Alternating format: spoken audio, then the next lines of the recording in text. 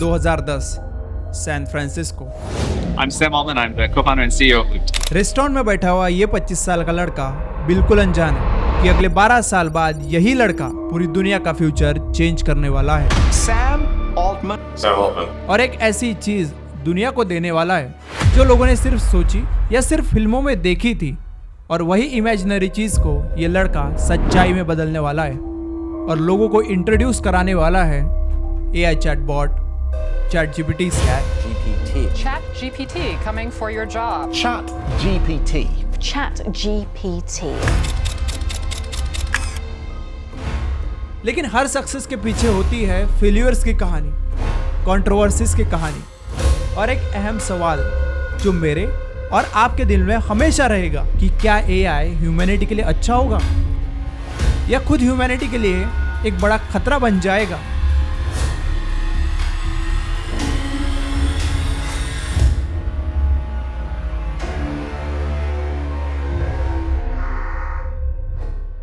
चलिए शुरू करते हैं सैम ऑल्टमैन का यह सफर शुरुआत से। यह कहानी शुरू होती है 22 अप्रैल 1985 शिकागो में, जहां एक मिडिल क्लास परिवार में सैम ऑल्टमैन का जन्म होता है, लेकिन उनका दिमाग अलग ही लेवल पे काम करता है।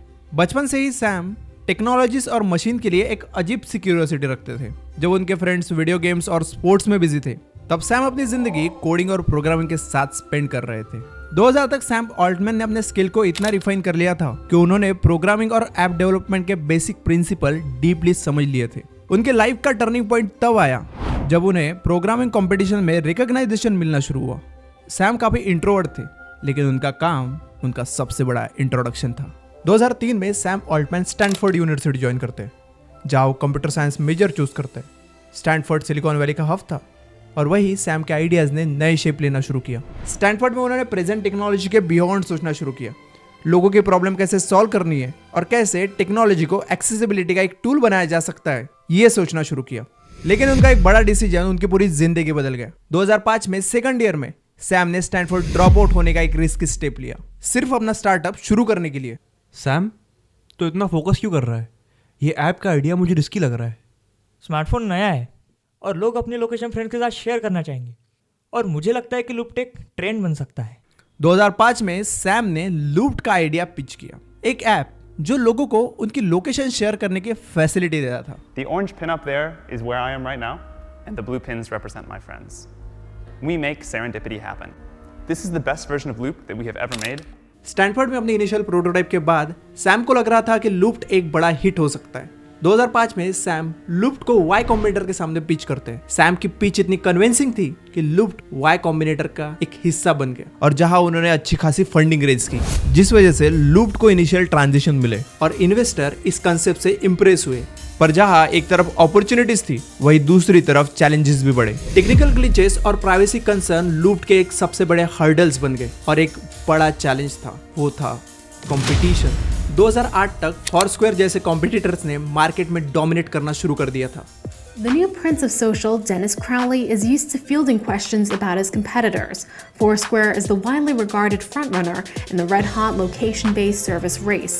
For Crowley, this is round 2. Foursquare का इंटरफेस और गेमिफिकेशन अप्रोच ज्यादा पॉपुलर होने लगा और लूप्ड पीछे छूट गया। लेकिन रियलिटी ये थी कि लूप्ड का यूजर बेस लिमिटेड था और उनकी ग्रोथ एक्सपेक्टेशन से काफी कम थी, और इसी वजह से 2012 में लूप्ड का एक्विजिशन हुआ। ग्रीन डॉट कॉर्पोरेशन ने $43 मिलियन में लूप्ड को खरीद लिया, and this is one of the most biggest acquisition of social networking app of that time, जिस वजह से लूप्ड को बेच के सैम की जेब में भी $5 मिलियन आए थे और सैम बिलियनियर बन गए थे। पर सैम के लिए बहुत ज्यादा सैड मोमेंट था। एक तरफ उनका पहला स्टार्टअप एंड हो गया था, लेकिन दूसरी तरफ उन्होंने अपने लाइफ का सबसे बड़ा लेसन सीखा। And that it's okay if you fail, and if you do fail, you'll not be in much different of a place than you are today, and you can go try the next thing. I think history belongs to the doers. पर Sam का career looped के साथ खत्म नहीं हो जाता। अगर आपको याद होगा तो Y कॉम्बिनेटर ने लूप्ड को फंड किया था, और तभी Y कॉम्बिनेटर के फाउंडर पॉल ग्राहम ने सैम के अंदर का पोटेंशियल देख लिया था। और जब लूप्ड बेचा गया, उसके बाद पॉल ग्राहम ने सैम ऑल्टमैन को एक ऑफर दिया, एक ऐसा ऑफर जो सैम कभी ठुकराना नहीं चाहेंगे, और सैम उस ऑफर को ठुकराते भी नहीं है। पॉल ग्राहम चाहते थे कि सैम Y कॉम्बिनेटर ज्वाइन करे, एज अ पार्टनर, जहां वो नए नए स्टार्टअप को नर्चर करे। और सैम को भी नए आइडियाज को एक्सप्लोर करना और उसे एग्जीक्यूट करना बहुत ज्यादा पसंद था। इसी वजह से सैम वाई कॉम्बिनेटर के साथ एक्टिवली मेंटर और इन्वेस्टर के रूप में जुड़ गए। यहाँ उन्होंने नए फाउंडर को सिर्फ ना गाइड किया बल्कि नए बिजनेस मॉडल्स और टेक स्टार्टअप को सपोर्ट किया, जिस वजह से ड्रॉपबॉक्स, एयरबीएनबी, रेडिट जैसे बड़े नाम जो आज हम सुनते हैं वो यही से निकले हैं। सैम का विजन और लीडरशिप पोटेंशियल इतना स्ट्रांग था कि 2014 में उन्हें वाई कॉम्बिनेटर का प्रेसिडेंट बना दिया। And now you've made him the president of Y Combinator. Yeah, he is going to be the boss. I'm not running the show anymore. It's Sam's show now. ये सिर्फ एक title नहीं था, it was a responsibility to nurture the next way of groundbreaking startups. Y Combinator के अंदर Sam ने एक simple idea promote किया, फाउंडर को एम्पावर करना और उनके बिगेस्ट आइडिया को रियलिटी में बदलने के लिए गाइड करना, जिस वजह से उन्होंने ऑर्गेनाइजेशन में नए रिफॉर्म्स लाए जिसमें स्टार्टअप्स के लिए ज्यादा फंडिंग और मेंटरशिप अपॉर्चुनिटीज शामिल थी। Sure. So we have a program in Mountain View that we run twice a year. Startups from all over the world apply. We try to pick the best ones. We invest in them. We give them $120,000. We take 7% ownership in their company. And then we work with them very intensively to figure out what they're going to do and how to make it better. 2015 तक Sam Altman Y combinator को एक next level पे ले गए और जिस वजह से वाई कॉम्बिनेटर ने स्टार्टअप की दुनिया में 100 बिलियन की कंबाइंड वैल्यूएशन क्रॉस कर ली थी। So Paul, it's been what, like 6 months since you stepped down from the helm About that, yeah. of Y Combinator. How's it going? What's it like? It's so great. I wish I had done it 2 years before. Why? It was so hard running Y Combinator. I mean, I'm not really an administrator, and YC had gotten kind of big. Suddenly I was running this big thing. I was never suited to it. Sam की leadership की वजह से Y combinator सिर्फ एक accelerator नहीं बल्कि silicon valley के नए आइडियाज का एपिक सेंटर बन गया। When you stepped down, there were certainly people out there who said, he's not cut out to be you. It's a good thing he's not cut out to be me, because I was not cut out to run something as big as Y Combinator is now. He is better than me at this. Come on, Jessica. Like, I was good at giving advice to founders. Is Sam going to be better than PG?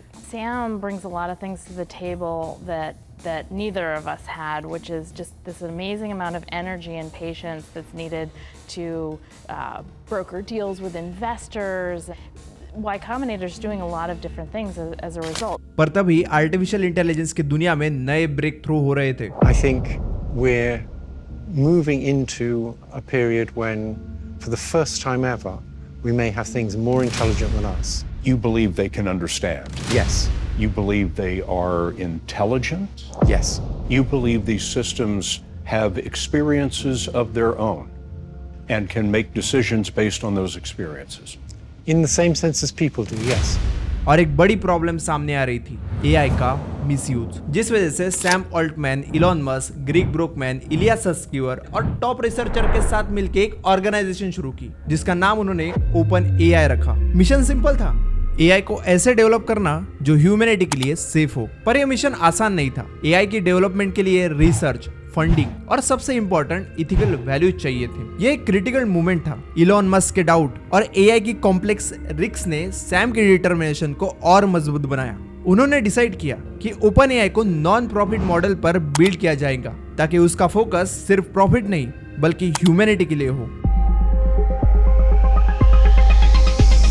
OpenAI's goal is to build safe artificial general intelligence. We know that AI can be extremely beneficial to humanity, and it's going to require fundamental advances to see what it's really capable of. और उनके साथियों ने OpenAI का official announcement किया और जहां उन्होंने $1 billion की इनिशियल फंडिंग का प्रॉमिस किया जो दुनिया के बेस्ट एआई रिसर्चर को अट्रैक्ट कर सके।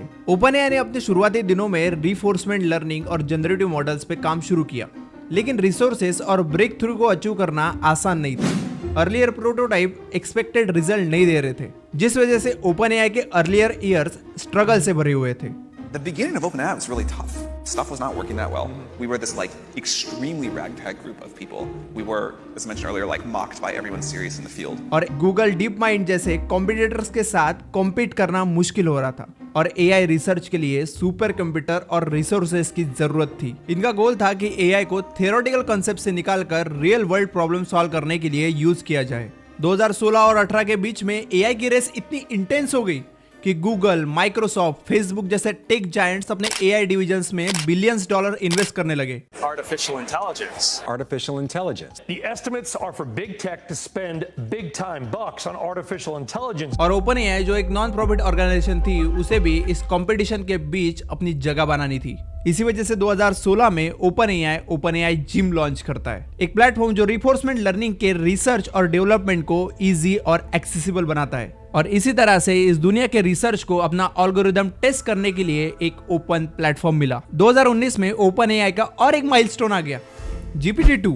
ये एआई मॉडल टेक्स्ट जनरेट करने में इतना कैपेबल था कि इसने दुनिया भर के रिसर्च और मीडिया का ध्यान खींच लिया। GPT-2 का रिस्पॉन्स इतना रियलिस्टिक था कि कुछ लोग इसके मिसयूज को लेकर कंसर्न रेज करने लगे। GPT-2 की कैपेबिलिटी सिर्फ अचीवमेंट नहीं थी, एक एथिकल चैलेंज भी था। सैम और OpenAI की टीम को लगता था कि अगर इस मॉडल को पब्लिक किया गया तो इसका मिसयूज हो सकता है, जैसे फेक न्यूज और मिस इन्फॉर्मेशन क्रिएट करना। और इसी को रोकने के लिए और रिस्पॉन्सिबल एआई डेवलप करने के लिए OpenAI को रिसोर्सेज की जरूरत थी। नॉन प्रॉफिट मॉडल होने की वजह से लिमिटेशंस आ रही थी और इसी वजह से सैम को एक बोल्ड डिसीजन लेना पड़ा, जिस वजह से OpenAI को कैप प्रॉफिट मॉडल अडॉप्ट करना पड़ा। इस मॉडल के अंडर इन्वेस्टर को लिमिटेड प्रॉफिट मिलेगा, पर ऑर्गेनाइजेशन का core mission safe and accessible AI compromise नहीं होगा। यह डिसीजन कंट्रोवर्शियल था। इलॉन मस्क, जो OpenAI के फाउंडिंग मेंबर में से एक थे, वो इस चीज को ओपनली क्रिटिसाइज करने लगे। I don't trust OpenAI.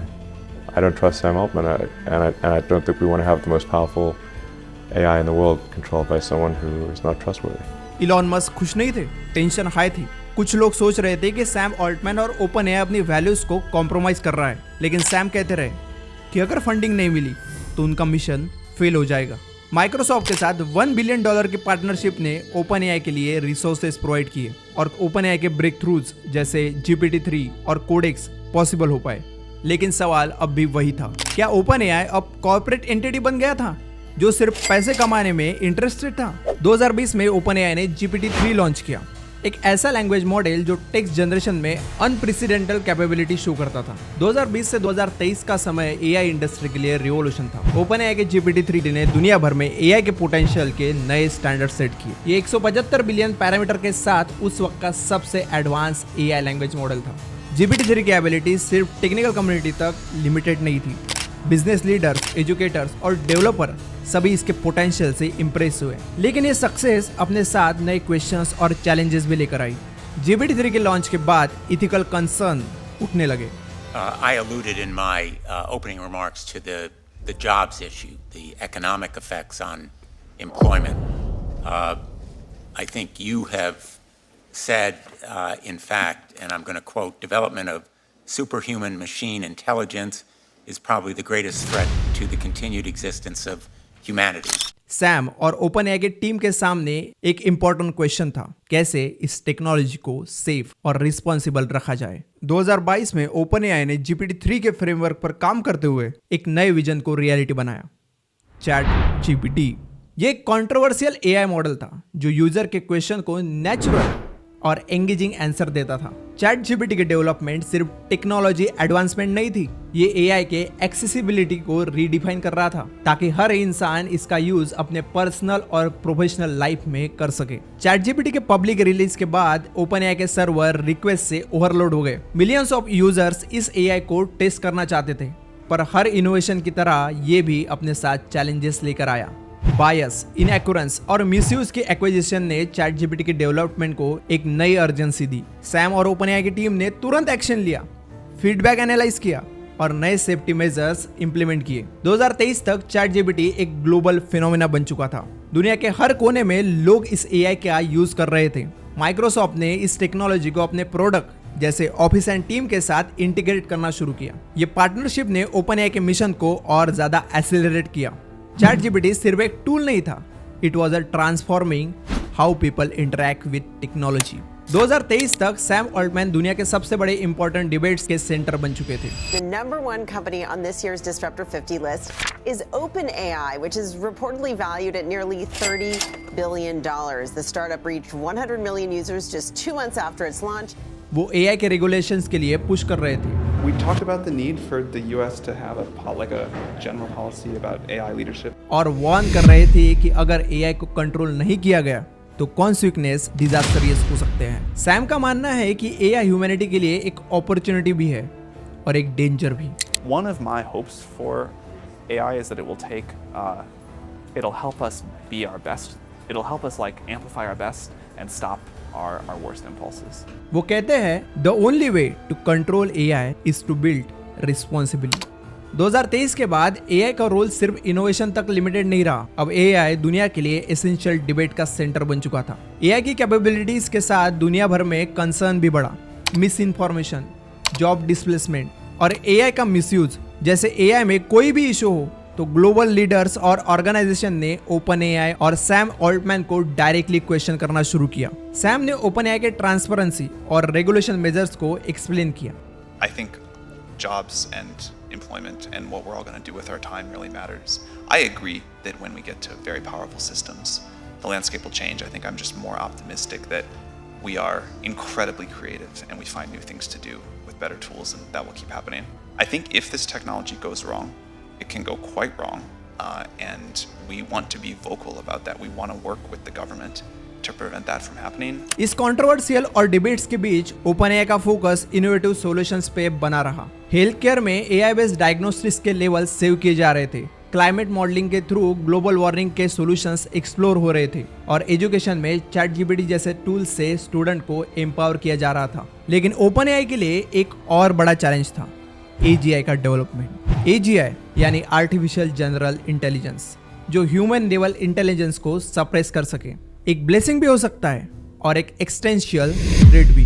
Sam और OpenAI का गोल है कि AGI को कंट्रोल और सेफ्टी प्रोटोकॉल्स के साथ डेवलप किया जाए, लेकिन इस प्रोसेस के रिस्क और कॉम्प्लेक्सिटी अनप्रेडिक्टेबल है। पर अब तक तो सब सही चल रहा था। OpenAI AGI का डेवलपमेंट कर रही थी, ChatGPT में मॉडिफिकेशंस कर रही थी, और फिर एक दिन न्यूज आती है कि OpenAI ने सैम ऑल्टमैन को फायर कर दिया है। और फिर OpenAI में 4 दिन में 3 CEO चेंज किए जाते हैं। सैम ऑल्टमैन को निकाला जाता है, उनकी जगह पे दूसरे CEO को बिठाया जाता है, जिस वजह से OpenAI के एम्प्लॉइज बोर्ड को धमकियां देते हैं कि अगर सैम को वापस नहीं लाया गया तो हम रिजाइन कर देंगे। और ये वार्निंग सुन के OpenAI फिर से सैम ऑल्टमैन को ऑन बोर्ड करती है एज अ CEO।